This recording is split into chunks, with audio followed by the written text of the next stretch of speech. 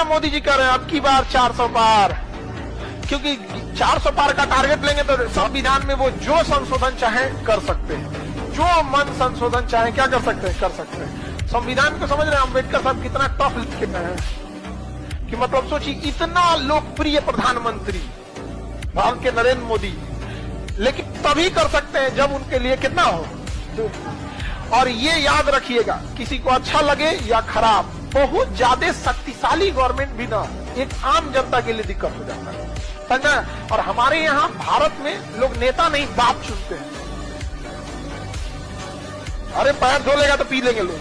अगर आप चाहते हैं पत्रकार की जान लेना तो नेताओं के पैर में जहर लगा दीजिए, सुबह डेली चाटने आता है।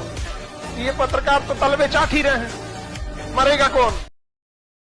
और कभी भी प्यार मोहब्बत पे गुरूर मत करना, तुमसे बेहतर मिलते ही तुम्हें साइड कर दिया जाएगा, चाहे कोई भी हो।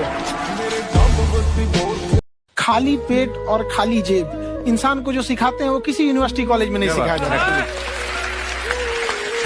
और गरीबी बड़ा बेशरम चीज होती है।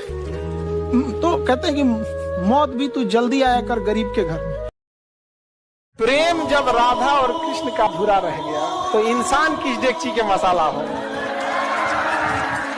जो इंसान महाभारत युद्ध जिता सकता है लेकिन प्रेम की लड़ाई में हार गया। ये दुनिया को दिखाना था कि कितना भी बड़े हो जाओगे, इस लड़ाई का उसूल ही अलग होता है। लोग कहते हैं ना कि वक्त समय जो होता है किसी भी जख्म को भर देता है, ये गलत बात है। जख्म को कोई समय नहीं भर सकता है, बल्कि हम क्या होते हैं कि वक्त के साथ साथ उस जख्म के साथ जीना सीख लेते हैं। तो एक आपकी इज्जत में अगर सर झुकाए हैं तो हमें गिरा हुआ मत समझ लीजिएगा। जो सर झुका सकता है ना वो आपको भी झुका सकता है। हमेशा हारी हुई बाजी खेला क्योंकि हुनर ऐसा होना चाहिए कि हारी हुई बाजी पलट सके। जब जीत पक्की हो तो युद्ध कोई भी लड़ सकता है। असली वीर तो तब है जब हार पक्की हो फिर भी कर्ण की तरह युद्ध में उतर जाए।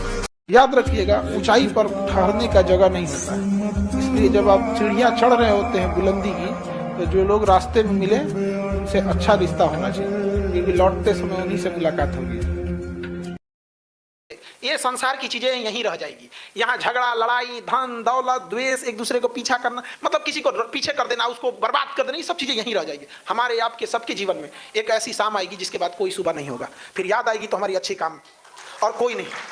आज स्वामी विवेकानंद उस युवा अवस्था में जब इस संसार को छोड़ के चले गए तो क्या चीज याद आता है? उनके विचार। तो हमें और सबको यह सोचना चाहिए कि उस दिन के बाद हमारी किस काम को लोग याद करेंगे यहाँ पर। इसलिए कभी किसी के टांग खींचने के पीछे मत रहिएगा। हम लोग पीछे क्यों हो गए? हम लोग ना 10 आदमी आगे बढ़ता है तो 20 गोकरा पीछे खींचता है कि नहीं? अच्छा, इतना सिंपल रहिए, इतना बुलंदी पर बैठिए कि जब आप जमीन पर बैठे ना तो लोग मजाक न उड़ाए, बल्कि कहें क्या संस्कार है।